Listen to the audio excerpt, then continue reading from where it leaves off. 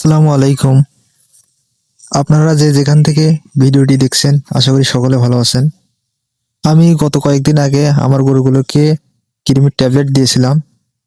Tablet বা বলাস দিয়ে শুধুমাত্র পেটের কৃমি মরে, বাট কলিজার কৃমি মরে না।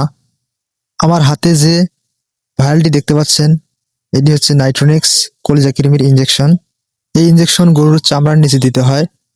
প্রতি 100 কেজি লাইভ ওয়েটের জন্য আমি 3 থেকে 4 সিসি ব্যবহার করে থাকি। এখন মূল টপিকে আসি। আমরা কেন গরুকে কৃমিনাশক করব, কৃমিমুক্ত করব? তার কারণ হলো, এই কৃমি বা পরজীবী সঠিকভাবে ধ্বংস না করে যদি আমরা গরুকে পর্যাপ্ত খাবার দেই, গরু সঠিকভাবে গ্রোথ গেইন করবে না, মোটা তাজা হবে না।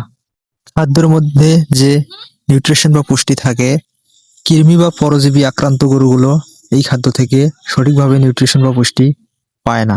এজন্য গরু তেমন গ্রোথ গেইন করে না, ফলে খাবার খরচ বেশি হয়, গরু মোটা তাজা হয় না।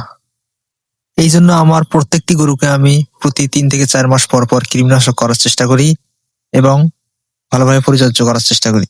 গরু পালন করে যদি আমরা লাভবান হতে চাই, অবশ্যই আপনাকে আমাকে সঠিকভাবে গরুকে কৃমিমুক্ত করতেই হবে। তা না হলে আপনার খাবার খরচ বেড়ে যাবে, খামারে লস আসার সম্ভাবনা থাকে। প্রিয় ভাইয়েরা, গরু মোটা তাজাকরণের ক্ষেত্রে আমার প্রথম ধাপ হচ্ছে গরুকে কৃমিমুক্তকরণ করা। তারপর গরুকে জিঙ্ক ও লিভার টনিক দেওয়া। গরুকে ফ্যাটেনিং বা মোটা তাজা করার জন্য সুষম ও প্রোটিনযুক্ত খাবার দেয়া এবং পাশাপাশি কিছু মাল্টিভিটামিন সাপোর্টিভ হিসেবে ব্যবহার করা।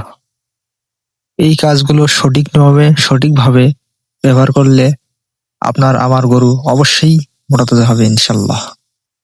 প্রিয় বন্ধুগণ, আমি একজন স্টুডেন্ট, লেখাপড়ার পাশাপাশি গরু লালন পালন করে থাকি।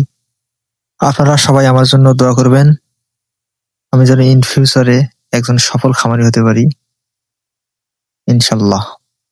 আপনারা সবাই ভালো থাকবেন, সুস্থ থাকবেন, এই কামনা করি।